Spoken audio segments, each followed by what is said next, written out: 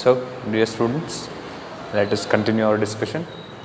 Today we will discuss about two things. One is torque experienced by a dipole, which we have already discussed, and the potential energy stored due to the torque experienced by a dipole in the external field. And the second is electrostatics of conductors. Now let me begin with the first one, which is potential energy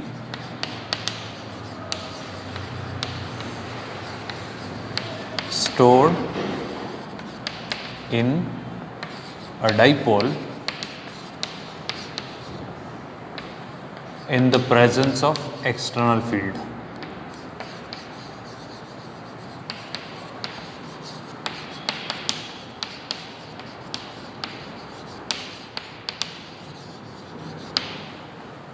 Right. There is no derivation for this actually. I mean, in the board syllabus, they did not ask you for writing the derivation of this. That's fine. You can just remember the formula, the final one. But I want you to be good with the concept, how the formula came. So that is why you should have to have the clear picture. We'll be deriving it, but no need to worry. Don't need to memorize it. You just need to memorize the final formula. But the thing is, you should get to know how the formula is getting derived and how the things are going up. Now, so as it says, there is uniform external electric field present, and the net force experienced by electric dipole, an electric dipole, okay, kept in this uniform external field. This is an electric dipole kept in the uniform electric field. Let the field at this point be E, okay, at this region. Now the net force experienced by this electric dipole is 0, right? Why 0? Because there are two forces acting on the dipole, right? One force on the positive charge and the other force on the negative charge. Since the charges are equal, F is equal to EQ, E is also equal, Q is also equal, force experienced by this positive charge is equal to force experienced by this negative charge, but exactly in opposite direction. That makes the net force acting on an electric dipole in the external field be 0. Following? Now that doesn't mean that the net torque acting on the dipole be 0. Right? What is torque actually? Torque is the rotational effect of force, right? So this positive charge will experience certain force in this direction, and this negative charge will experience certain force in the opposite direction. The amount of force is 0. We have actually discussed about it in detail in the previous class itself, in the previous chapter itself, right? We actually derived the expression for tau there. Tau is equal to P cross E. You should remember that. Okay. P sin theta is the magnitude of torque that acts, total torque. Now, wherever there is torque, there and all you can actually store potential energy, right? You should, let me show you a demonstration. See, now here I have an arrangement of two pens like this. And there is no potential energy stored in the system now, right? Yeah, obviously there is gravitational potential energy, except that the gravitational potential energy, there is no other potential energy in the system of these two pens. But now, if I rotate this pen, one of the pen, holding the other pen firmly, and leave it, you can see it's actually moving, right? And this movement can actually make some work. Right, let me show you what is the kind of work it can do. See, here I have the chalk piece held in my hand, okay, and I want to make this chalk piece fall down. Let me see if there is potential energy stored in the system that can do the work. Let me see. Not sure it's going to work or not. Okay, it worked not that perfectly. Let me see. Let me try it once again. Right. Yeah, I did not do anything. The potential energy stored in the system of these two pens actually made this work.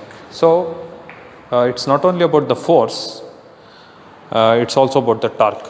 So, where and all you have torque, there and all you can also store potential energy, right?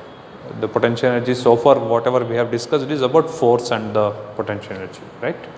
Wherever there is force, there and all you can store potential energy. Here, where and all there is torque acting, you can actually store potential energy, and here is torque acting on the system, and hence there will be potential energy stored in the system. Let us see how much is the potential energy stored. Before that, let me assume theta 1 be the angle initially made by the dipole with respect to the electric field. Okay. Now, what is this direction from negative charge to the positive charge of the dipole? That is P, right? The dipole moment. So, the angle between P and E, right? This is theta 1 initially, some general case I am taking. So, that gives me the initial torque acting tau is equal to P E, I am just considering the magnitude part, P E sine theta. This is general. So, initially it is theta 1. Now, the torque acts and upon doing some external work, now I can store potential energy here, right. So, here is the torque acting like this. So, trying to rotate the system of charge like this. But if I do the work like this, to rotate it in a anti-clockwise direction like this, so that will store energy in this system, right. So, you do the work opposite to the direction of force, or here it is torque. So, there you can actually store energy. So, now I need to push it like this, and hence the potential energy can be stored in the system. Now, similar to the work done W is equal to F dx, you remember that force work W is equal to force into displacement. Similarly, for rotation, the total amount of work that we do, before going for total work, you assume that I have turned it by a small angle of theta, very small angle of theta. Okay, then the amount of work that I do is dW is equal to tau d theta. Okay, we should go for the related formula of kinematics and I mean linear kinematics and rotational kinematics, right. You should go to go there. It actually comes under mechanics. There you will get to know about it. Dynamics. The total work done is tau dot d theta. Tau d theta is fine. Now, what is tau equal to?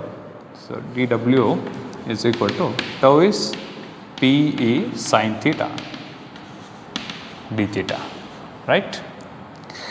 So, this is the expression for a small amount of work that I do in order to rotate the given dipole by a small angle theta, fine. Now, the total work done I do in order to shift or rotate this dipole through a considerably good angle, say to a new angle from here to here, a new angle theta 2. Okay. So, I can now put the limits. The angle, because theta is the variable, the angle is varying from theta 1 to theta 2. These are the limits. So, here it is the total work I do, which itself is the potential energy that will be stored. The amount of work I do will be stored in the system as potential energy. Very well known. Now, P is constant, dipole moment will not change and electric field will not change throughout the process, it's only theta which will change. So, I can take P out, and hence I will be left with integral of theta 1 to theta 2 sin theta d theta. Okay. Integral of sin theta is actually equal to cos theta. Okay. Should remember that. Okay. You will get to know when it comes to when you study integration in data. Okay, so it's integral of sin theta is minus cos theta. Sorry for that. So it's P E of minus cos theta, theta varying from theta 1 to theta 2. So now, what is the amount of work that we do, or the potential energy that is stored when the angle changes from theta 1 to theta 2? It is equal to upper limit first. So P E minus cos theta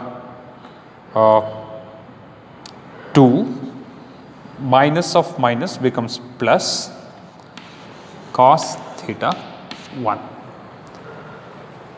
which is equal to P E of cos theta 1 minus cos theta 2. So this is the amount of work we do, which in turn store in the form of potential energy. Okay, cos theta 1 minus cos theta 2.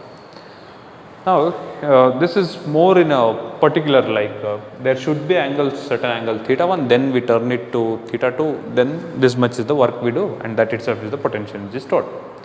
Now if we have a single arrangement or single position of the dipole like this, no external work is done on it, so it's stable. I can say it's staying there in its position like this. Okay, so for this gives us the idea that when I turn this from here to here, this much of work is done from theta 1 to theta 2. Okay, from theta 1 to theta 2, this much of work is done. That doesn't give us the complete idea, because say this is already there in this kind of position, someone has held it like this, which does it mean that it has no potential energy? No, it's not, because even if I leave it from here, it can do certain work, right? So at some random position, it possesses certain potential energy, and the expression for that has to be taken at any given position or at any given angle. Now in order to do that, I will have to choose the value of theta 1 carefully. Okay, the initial angle.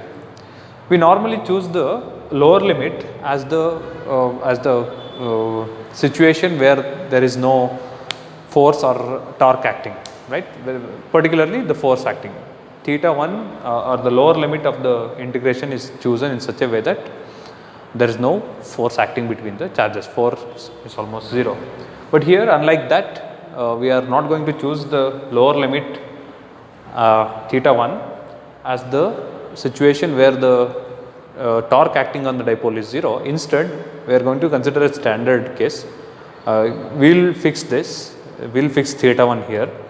The reason being, yeah, you will get to know when we continue the derivation, but it is that theta 1 is kept as pi by 2. So when I keep theta 1 as pi by 2, cos theta 1 is intentionally kept as pi by 2. Okay, remember that. This is for a general case. Theta 1 is pi by 2, and from pi by 2, say theta is the angle to which it has turned.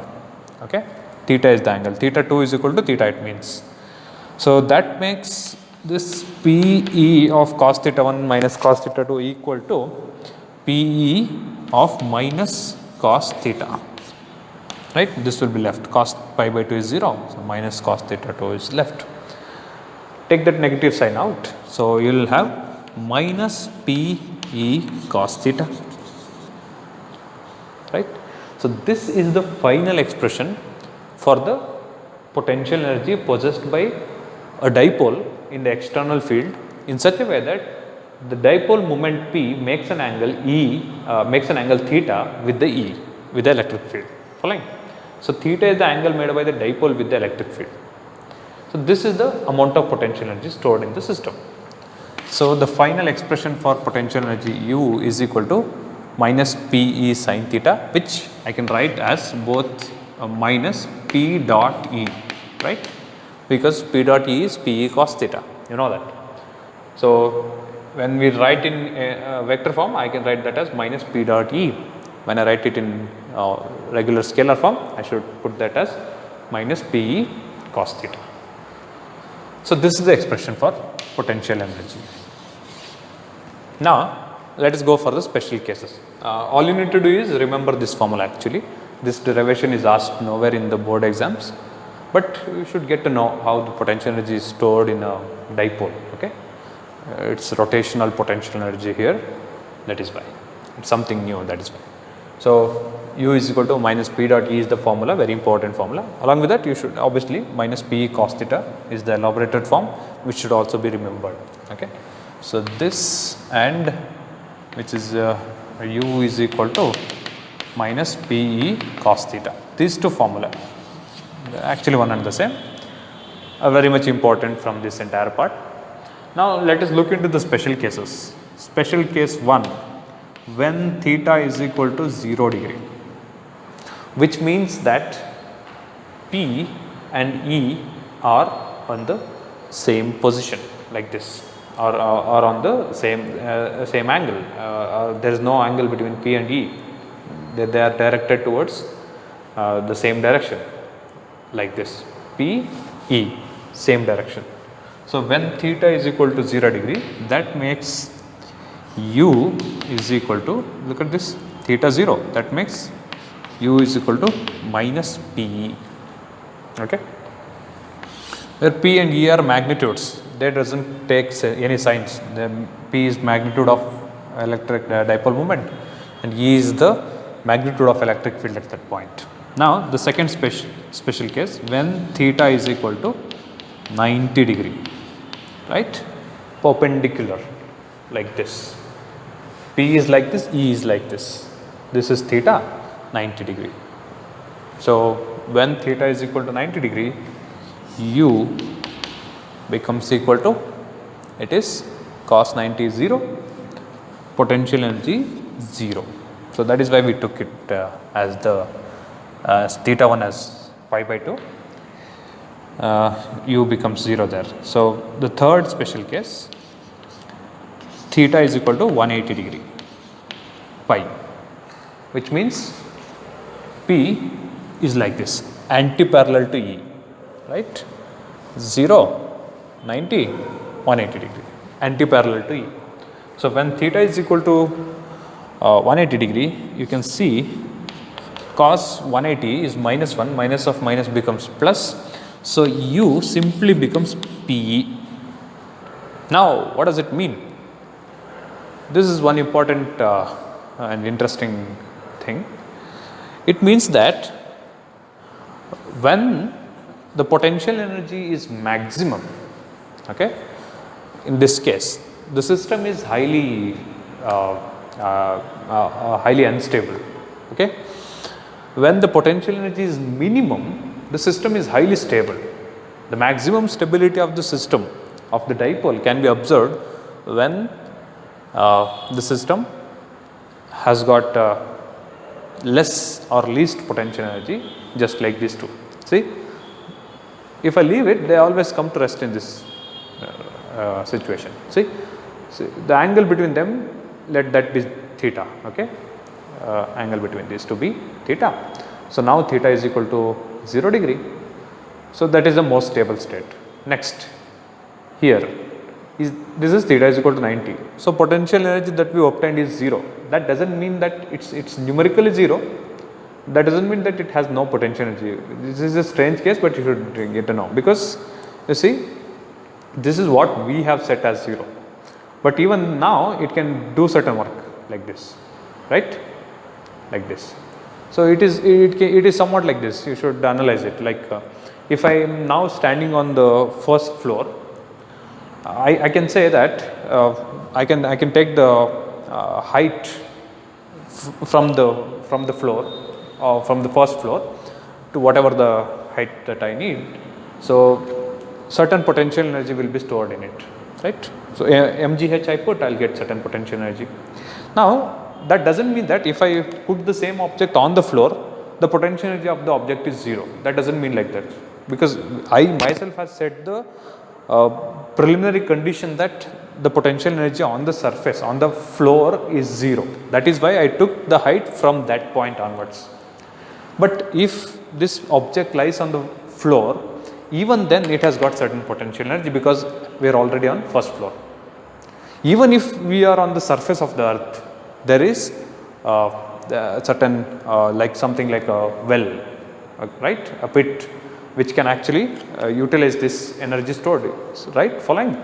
So, even if a certain object is lying on the earth surface, yeah, that is not of use for us, means it has got no potential energy for us who are standing on the earth, but it does have certain potential energy for a person who is inside the well, following. So, according to that person, the same stone which has 0 potential energy can do certain work on him, following. In the same way, this is the condition of 0 potential, u is equal to 0, because we ourselves have set this is 0 condition. Okay. So, now that does not mean that the potential energy, it can't do any work, it can actually do certain work, because even now it has certain option, right. But here no, it is the least possible potential energy, it cannot go beyond it. So, here this itself is the most stable state, right, when theta is equal to 0 degree. Both the pens are directing actually directed towards the same direction. So, theta is 0, least potential energy minus P, so most stable state. So, when theta is equal to 0 degree, the system will be most stable.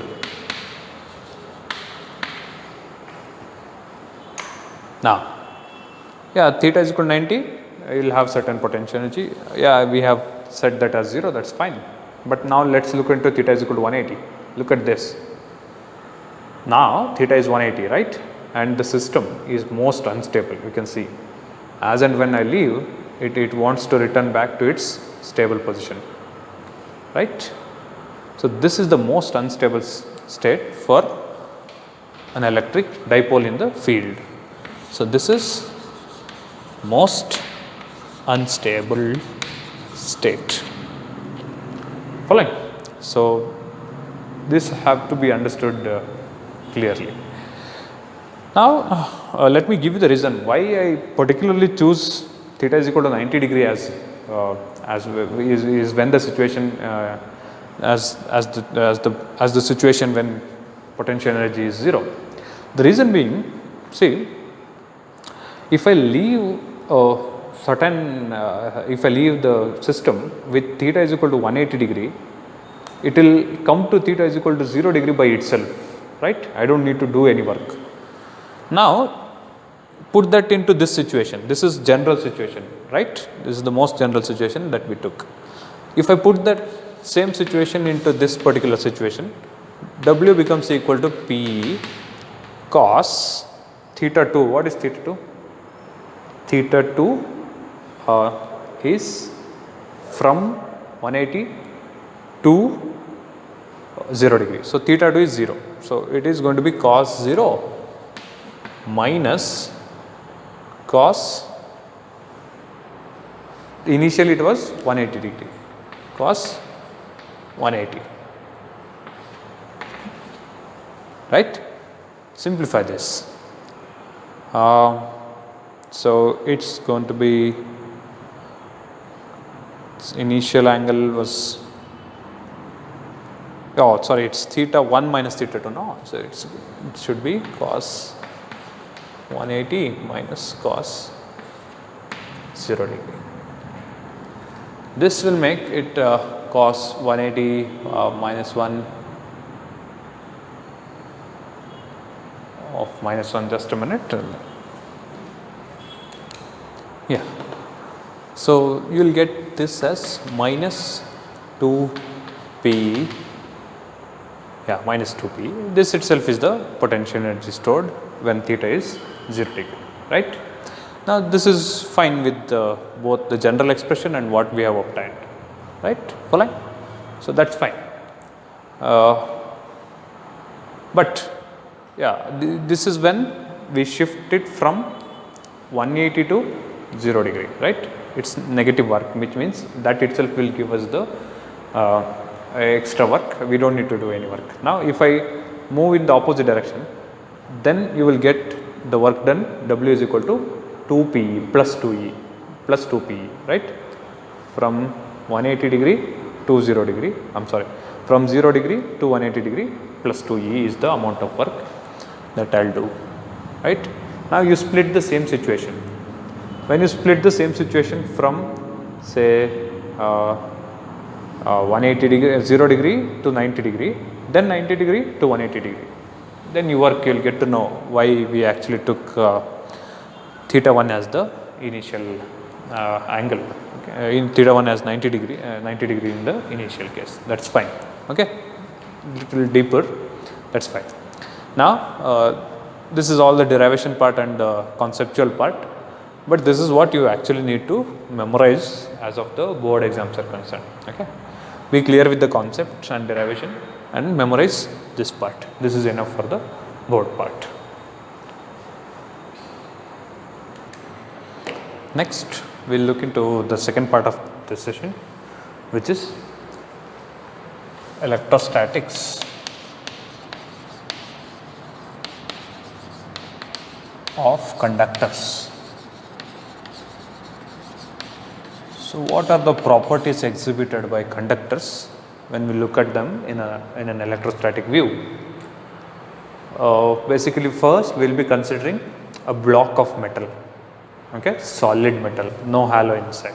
Okay, so a block of metal, any random shape that you can choose, it's a block, solid block. Now we will discuss the properties, electrostatic properties of this metal block. Before that we should have the idea how the metal block look like. Since it's the metal, there will be ions, they are actually atoms and the electrons are out of it roaming around within the interatomic space that had made them ions. Now there will be fixed ions in 3D and the electrons, free electrons moving in the interatomic space randomly. So this is how it actually look like in a macroscopic view. And now the electrostatic properties of this conductor is as follows. The first is the electric field inside the conductor is always 0. There will be no electric field inside the conductor. Okay, so inside the conductor electric field E is equal to 0.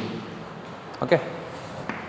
Now we can directly take that for granted, but let us look into the physical effect of this first property. So what they say is there will be no electric field inside the metal. Okay, until and unless there is current in the metal. Okay, so since the metal block that we have chosen has got no current inside it, there is no battery, there are no batteries connected, so no need to worry, no current is there inside the conductor. So it's a state of no electricity.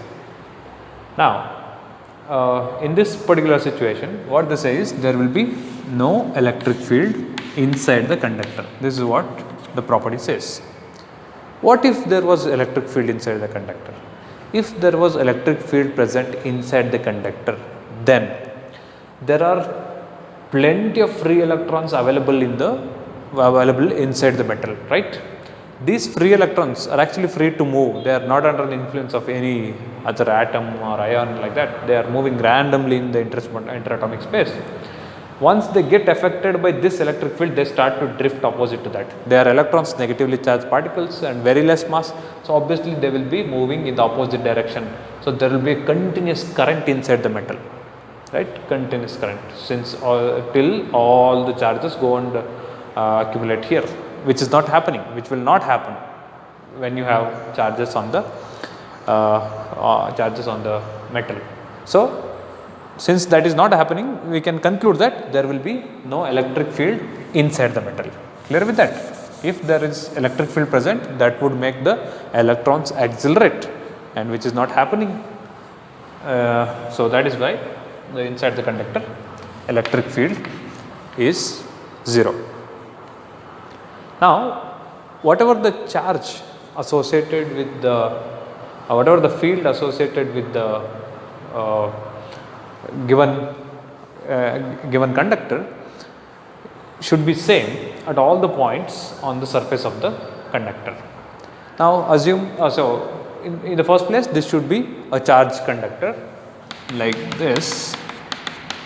Say this is the charged conductor, we have positive charge distributed all over the surface of the conductor, and the second property says that electric field at all the points on the surface of the conductor should be same, okay, and should be normal to the surface, which means that electric field at this point will be like this, electric field at this point will be like this, electric field at this point will be like this point like this. So electric field at all the points chosen on the surface are equal and are always normal to the surface where the electric field is chosen. So E is same at all points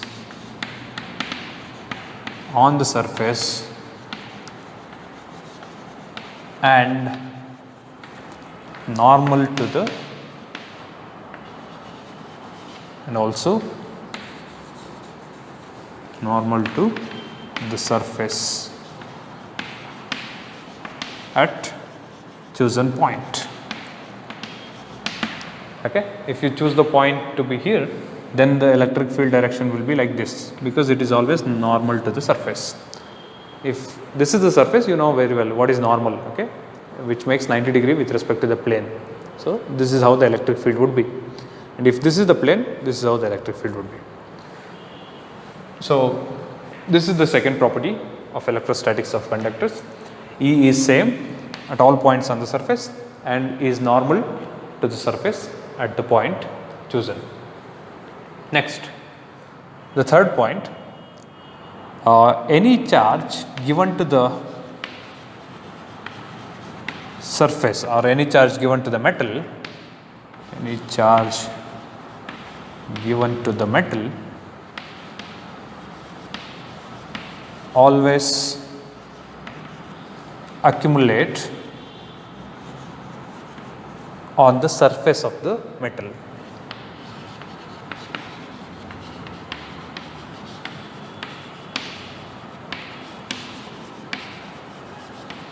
So this point can also be understood with the other kind of sentence, which says the interior of the conductor is free of any excess charges. Okay. Why I am specifically saying excess charges? Because there will be charges present inside the conductor, positive nucleus and negative electrons revolving. There are charges present inside the conductor, but they are not excess charges, they are balanced, right? But if you give extra charges to it through any means of charging, okay, we have different methods of charging. Through any means of charging, if you give certain more charge into the system, into this balanced system, this metal block, all that charge given will always accumulate or reside on the surface of the metal, okay, and there will be no charges available, no excess charges available inside the metal. So if you have a block of metal, no excess charges can be found inside the metal block. All the charges will be present on the surface of the metal block. So this can also be written as no excess charges can be found inside the conductor.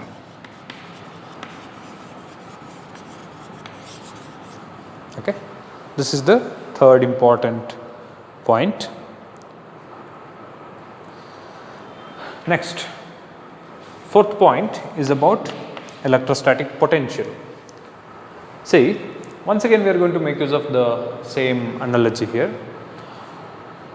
Assume a charge at this point which is fixed and some more charge at this point. They are fixed in their positions, they are not moving, which means that there is no electric field present inside it. If there was electric field present, these charges would be drifting or moving in this direction in which the electric field is there. So there is no electric field. That doesn't mean that there is no potential inside the metal, okay? Because wherever there is potential difference, there and all electric field will be there, okay? Follow it carefully. Where and all there is potential difference, there will be electric field, because E is equal to minus dV by dx, right? So dV is potential difference. So if dV is there, if dV is not 0, E will also be, E will not also be 0. So now that makes that there should be no potential difference between this point and this point. Anyhow, all these points on the surface are connected, there will be no potential difference, and if there exists potential difference, these charges will flow, okay? Where and all there is potential difference, the charges will flow, right? Everything is same, existence of electric field, existence of potential difference, both of them are one and the same. Both of them gives rise to the motion of charges.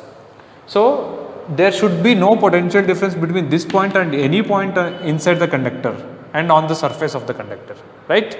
If there exists potential difference, here some potential, here some potential difference exists, then this charge will move from higher potential to lower potential, right? So potential should be same throughout the volume of the conductor, which is equal to the potential at the surface of the conductor, okay? So potential, electrostatic potential inside the conductor, or particularly inside a charged conductor, okay? When you have a charged conductor, potential inside a charged conductor is not 0, okay? Be careful with it. Conductor V, okay, that itself is V, potential is not equal to 0. When you have a charged conductor, obviously you will have potential at this point on the surface, right? So when you have potential at this point, the same potential must exist inside the conductor, then only the charges will not move, because they are equipotential, so they will not move. If there exists different potential inside or 0 potential inside, so higher potential to lower potential charges should move by themselves. That is not happening physically, right? So there should be equal potential at this point, this point, this point, this point, this point, any point chosen inside and on the surface of the metal. Clear? Electric field is 0, right? E is 0 inside the conductor. E is not 0 on the surface, remember that. But V is not 0 inside the conductor, right? In a charged metal block. If you are uncharged one, on the surface 0, inside the surface also 0 potential, right? Uncharged. A charged conductor will have certain potential on the surface, and the same potential will be there throughout the volume of the conductor taken. So V is not equal to 0, and this will be the same V will be equal to the potential on the surface. Okay, whatever the potential, electrostatic potential that we see on the surface of the metal is equal to the potential available inside.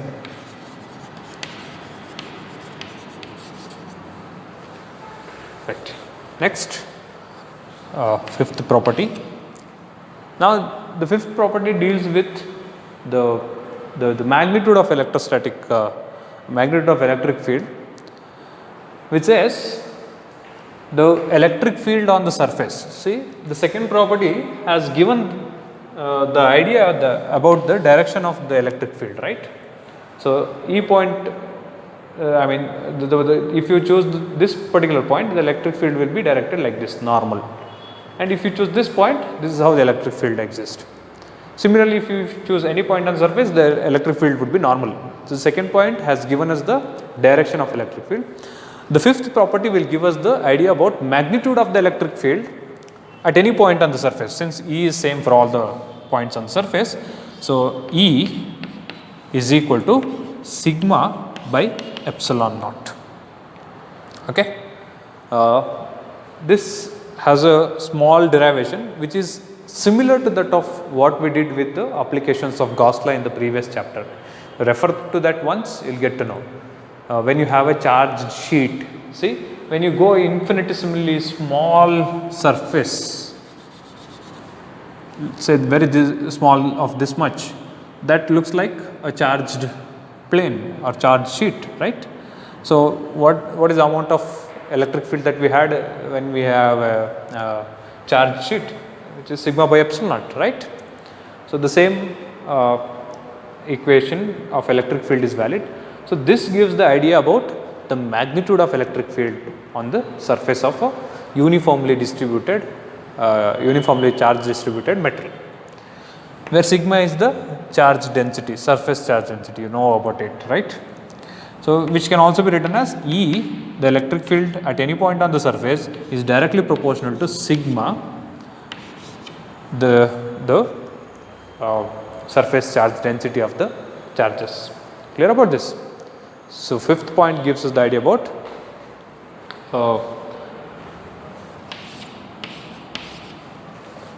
this magnitude of electric field on the surface. And the sixth and the final is about electrostatic shielding.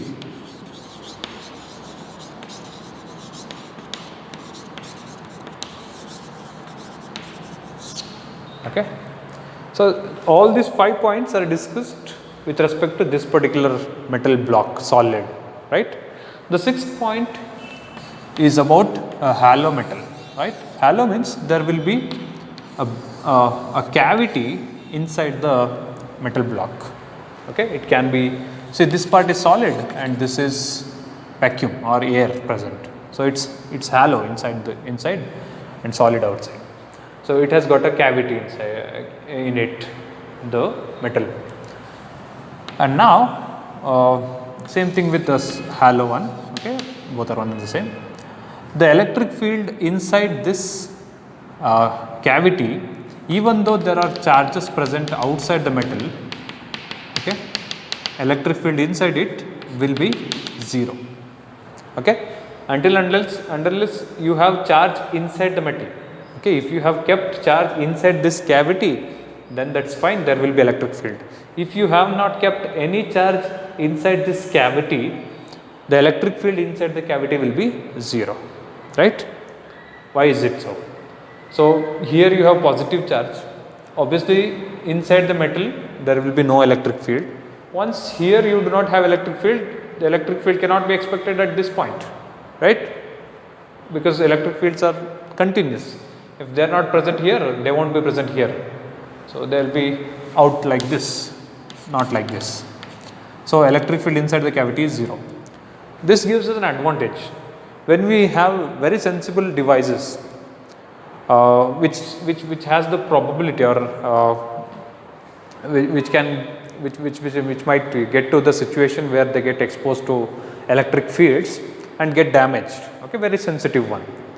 We can keep those kind of sensitive devices inside this kind of cavity, a metal block, a metal cavity inside a metal block. Once we keep them inside this cavity, even though an external field tries to make the damage in the kept device, that will not be allowed, right, because electric field inside the cavity is always 0 until you have charge inside the cavity. So, no charge inside the cavity, electric field is always 0, right. So, this is useful. So, even if you apply external electric field like this, that will not affect it because electric field lines will not pass through the conductor, right.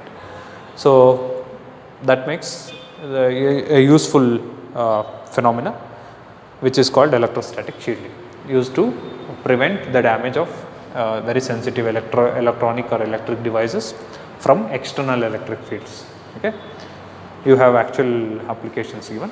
So, this is about electrostatics of conductors, right, 6 points.